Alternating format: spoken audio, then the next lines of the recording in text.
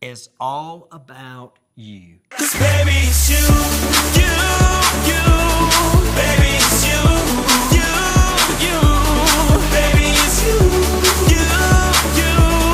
baby, it's you, I can live with you, 'cause baby, it's you, Hello and welcome to another edition of the O'Roy Show. I'm extremely excited today to have a good friend of mine who drove all the way down from Atlanta, Georgia to see some friends and family, but also to pay a visit to the O'Roy Show. Shane Drayton. Shane, welcome to the show, buddy. I know, right? How you doing, Roy? Okay, we met, how long ago was it?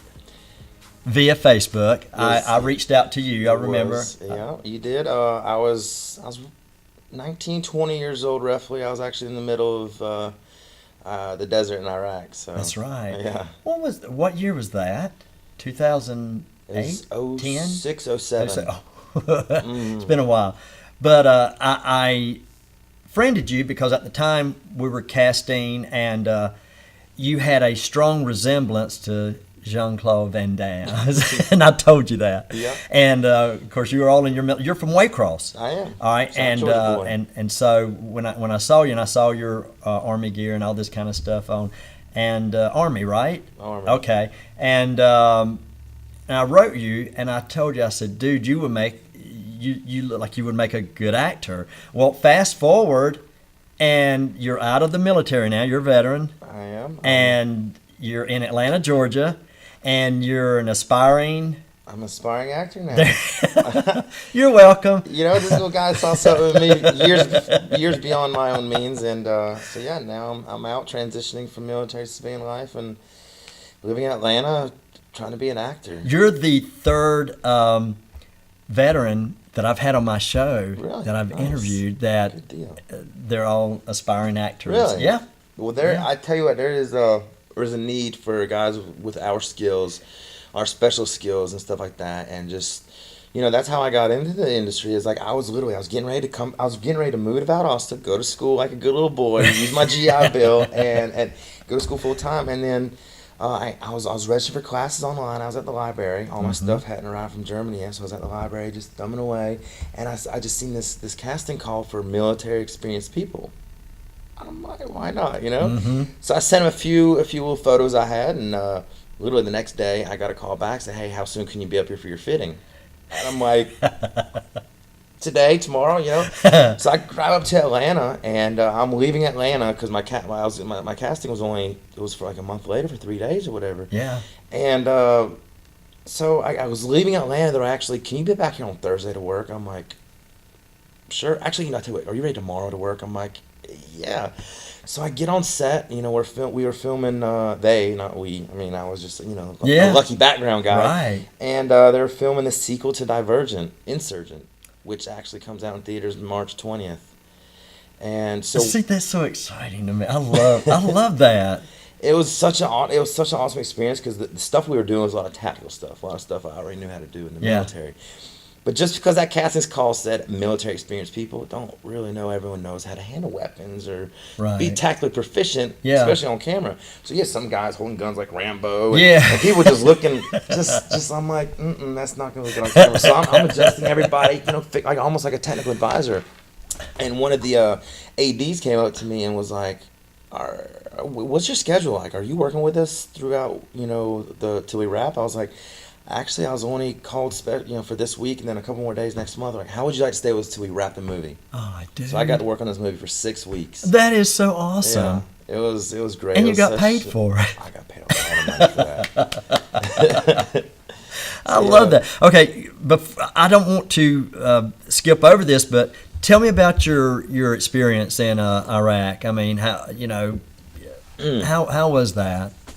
I mean, I know. Well, when we first met each other, you know, via Facebook or whatever, and I was just a 19-year-old kid just sent to Iraq, you know, after all my I initial kept up training with and you a lot. everything. Yeah. And Iraq was, it was an eye opener. Of course, from extreme measures, from taking casualties, on both sides, whether it was us, inflicting the casualties or our own guys, bad stuff happening. Overall, it was an awesome experience, just being there. I mean, I was there when Saddam, when he went through his trial and he got hung, and they escorted his body across the fight line. I was one of the escorts who got to escort his body to his people, because I was stationed in Tikrit, which was Saddam Hussein's hometown. Yeah, so it was just an amazing experience. But I went there 19, and I came back 21. It was a 15-month tour. Yeah. I actually did about 15 and a half months. Yeah. And I was a man when I came back, that's for sure. Yeah. Dude, that is amazing. Well, thank you so much for your service over there. I mean, because it was so neat to keep up with you and stuff and seeing that things were going good. But I was always pushing the movie thing, like, don't forget me when you get out. I want you to be in one of my movies, blah, blah, blah. And then when I found out that you were in Atlanta, I was like, I foreseen this, I did, didn't I? Yeah, you did. I really did. Oh, you're like the horse whisperer, you just seen something. And I have a good instinct for those, and I'm well known by those who know me now. I mean, I will go up to people, Walmart, wherever, in the mall, whatever, or via Facebook, and say, look, you fit a description of a movie I'm getting ready to film, a character in a movie that I'm going to film. Have you ever been in a movie before? Would you be interested? After you get the funny looks from some people, because they're like, what kind of movie? Yeah. And because Valdosta, unfortunately, it's still not, the awareness is still not here that the film industry it should be growing more than it is throughout the state. It's growing all over the state. Didn't they just film, what was it, VH1, didn't they just do a reality show here? Did I read that correctly? oh yeah, they did. I think it's something to do with grits or something like that. So the girls raised in the South. Yes, down yeah, south? yeah, okay, yeah. All right. And but that's not really. To each his own. That's fine, and it's good that they came down here, and they were actually. One of the producers from VH1 had called Doug and myself. They needed a warehouse to put a vehicle in with an overhead door. They couldn't find a warehouse. No one could. They couldn't contact. They didn't know who to contact in this area for them to be able to get help to do stuff like that. So we were doing as much, and she wanted. Of course, they wanted to film by some magnolia trees with moss, and I said, our magnolia trees, they don't have moss. I said, you're talking about oak trees. She goes, well, I don't know, some kind of tree down there with moss, So I was like, that's oak trees with moss. But just little things like that. And but that's what we're doing. And now Doug and I, we've been hammering away for years, and we finally have the attention of the Industrial Authority and the Tourism Authority here in Lowndes County that are going to help us promote our campaign to raise the funding that we need to film the continuation of the series for Battle of the Curse. Nice. That you're going to be a part of, because I'm going to write you in. Good deal. And but to hear, Valdosta, really, we are lagging behind, and it's such a vast, beautiful area to film in. We know firsthand.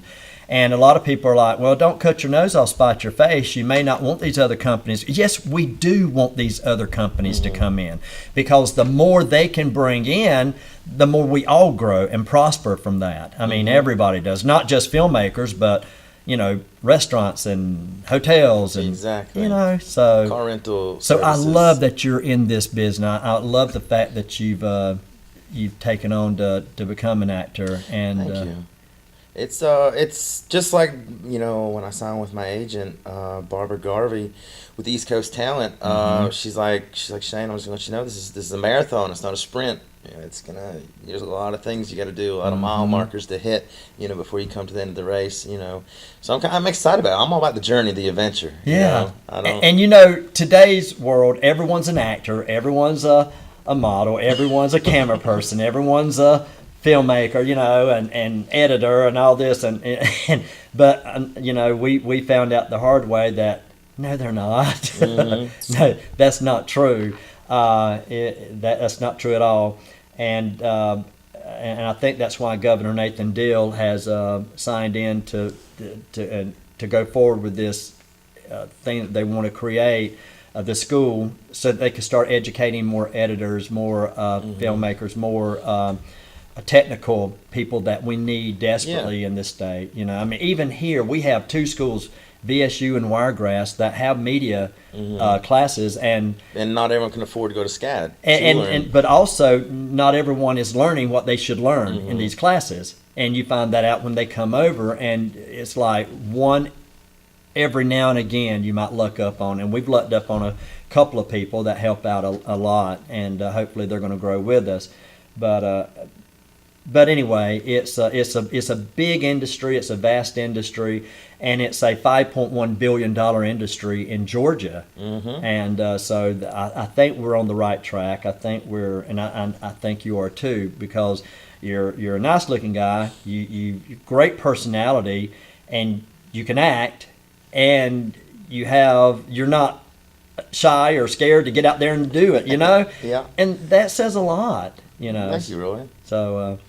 All right, we're going to take a break, and when we come back, let's talk a little bit more about what you're planning on doing and your future projects and stuff, because I think you're getting ready to go to L.A., right? I am, All yes, right, sir. We're going to take a break. When we come back, more with Shane Drayton, my friend. 'Cause baby, it's you, baby, it's you, baby, it's you. This is Roy Kirkland with The Roy Show. Would you like to advertise your business, support your community, and help promote talented and unique individuals? Well, now you can. Arcadius Media has great rates to fit any advertising budget. Go to our website and contact us today. And remember, it's all about you.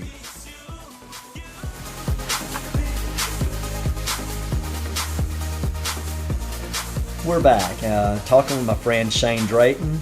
Shane, you're getting ready to leave the Roy Show and fly out to L.A. Yes, sir, I am. You're flying out or driving out? Oh, I'm flying, definitely. Definitely flying. Right. Yeah, once I leave here, I'll head back to Atlanta. Go ahead and pack and get ready for my flight. I'm going to spend 7 days in L.A. I met this pretty little thing when I was in New York for Christmas, visiting my estranged family that just got in contact with me. All my life I never knew who my father was.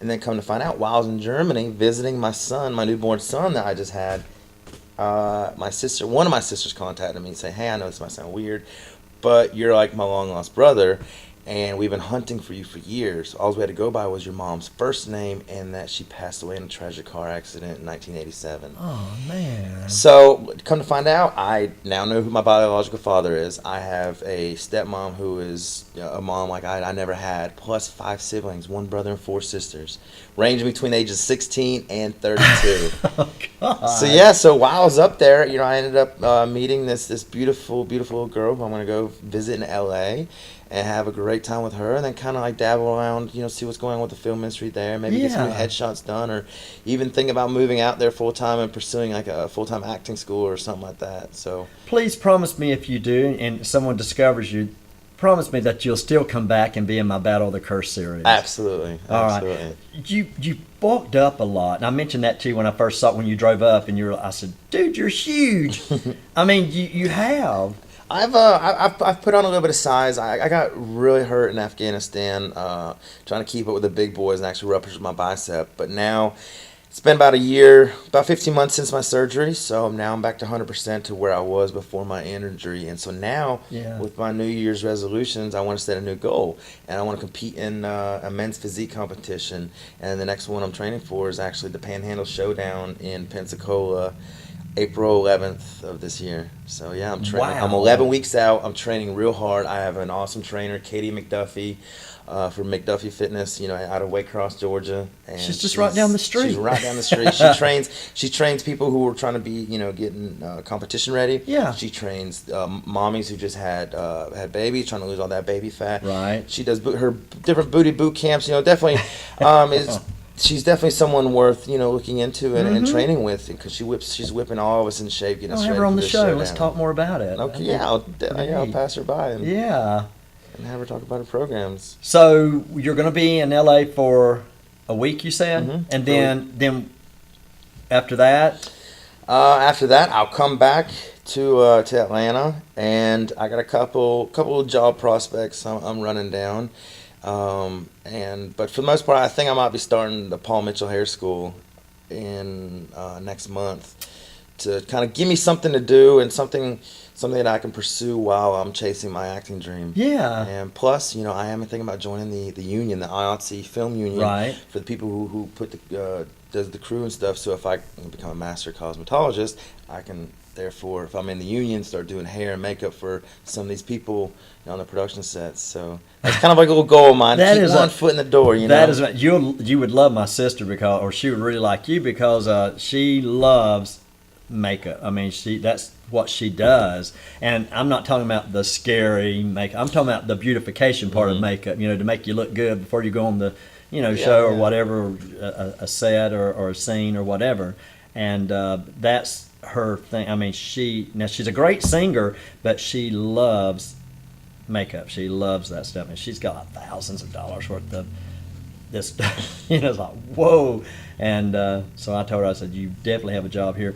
But you're learning so much. It's almost like you have this abundance of energy, and you just want to absorb and learn as much as you possibly can. See, that's what I like about you. I mean, when you went into this, the acting and stuff, you're like, I'm in it. I'm in it not just because I think I want to do it. I'm in it because I want to do it. Exactly. I mean, I had a list of goals. I was in this, when you're getting ready to out process out the military, they give you 2 weeks. This process called ACAP, where they sit you down, teach you how to write a resume. They go over some of your VA benefits, whether it's medical, education, stuff like that. So you're just slammed in this 2-week course, trying to do everything. So I was just writing some goals, just 5 things that came to mind. Yeah. And I recently looked back and I was looking at my journal, and on there was the different goals of mine, and acting had acting with a question mark. How can I do it? Because it's always been one of those silent dreams of mine, but I didn't never have any footsteps to. Roy keeps emailing me and asking me about acting. So what is his acting? Yeah. So maybe you planted a seed and it's finally just blossomed and it's about to bust out of my head. I'm really excited about that. I've listened to a lot of motivational Les Miles. Have you heard of him? Yes, he's wonderful. He is. But a lot of people, they'll make these workout motivation videos, and he will be the person in the background talking. And on there, it was talking about, some people, everyone wants to be successful, but some people, they just kind of want it. They don't want it bad enough. They don't want it bad enough as they want to sleep, or they want to be cool, or they want to go party. Out there, someone is out there hustling and working harder than you because you're just too lazy. You just kind of want to be successful. You don't want it bad enough. And just like hearing that, and every day, like, when I'm in the gym, I just hear it, like, I don't kind of want, I do want this, what am I willing to do? Like, what am I willing to change in my life to be successful? Like that big Tahoe you see out there? Mm-hmm. I do feel cool driving that. Yeah. Don't get me wrong, I feel and sexy. You look good driving it. But I can't afford that right now, dude, so I'm not in the military no more. So I need to sell that, give me a little beater, just lower my standards until I can afford something like that or better. So that's like one thing I'm grasping. As much as I don't want to let it go, it's like, how bad do I want to be successful so I can let that go? Yeah. So I can let that payment be my rent payment, and this other, right. It's all about downsizing. I did the same thing. I mean, I had the Lexus, the GX 470, and I mean, it was really nice, but it was very expensive. And I'm like, okay, do I want to put that extra money into filmmaking and making it on that, or do I want to keep driving in something that I shouldn't be paying this much money for anyway?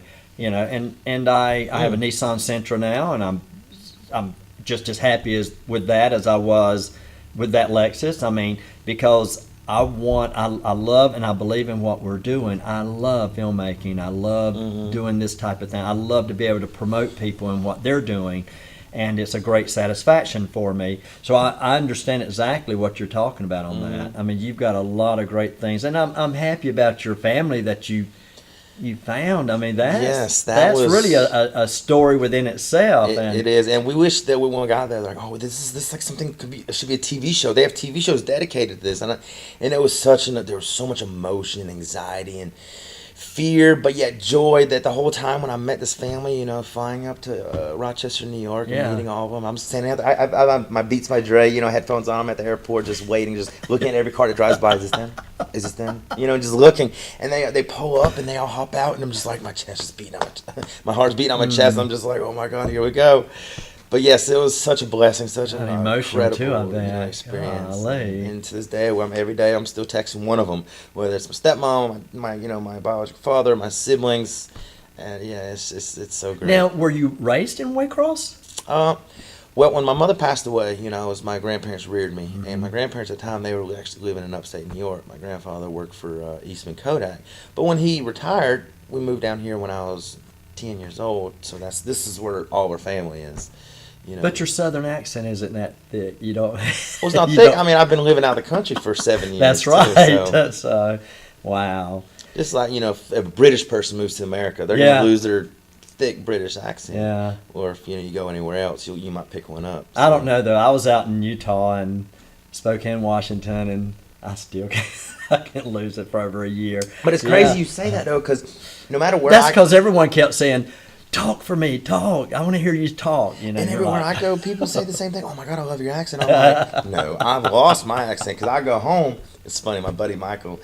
I was sitting down. He's like, Shane, keep talking.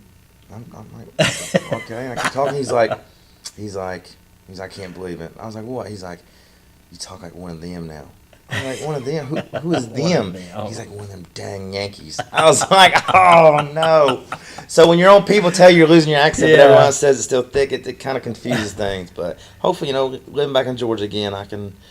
Well, have no, a good it's time fine, again. dude. I'll be honest with you. It's neat to have you on my show, and I'm so glad that you came down to thank you to for be a having part me. of it. And I want you to stay in touch. Oh, I absolutely. mean, seriously, I want you to stay in touch, and I want us to be able to keep up with what's going on in your life. And then when we get things going for the Battle of the Curse series, you better pack your bags and get ready to move down to Valdosta for a few weeks. Okay. Because I'm right you in. I won't forget. You already know I won't forget you. Oh, I know that, yeah. All right. Buddy, thank you so Thank much. you, Ron. I appreciate it so much, you coming down and being on the show. This is my good friend Shane Drayton, and we're going to keep up with you. You're going to be a star one day. I've already said you're going to be an actor. You're going to be a star one day. Wait and see. Oh, yeah. Thank you so much for watching. And like I always say, it's not about me. It's all about you. Baby, it's you.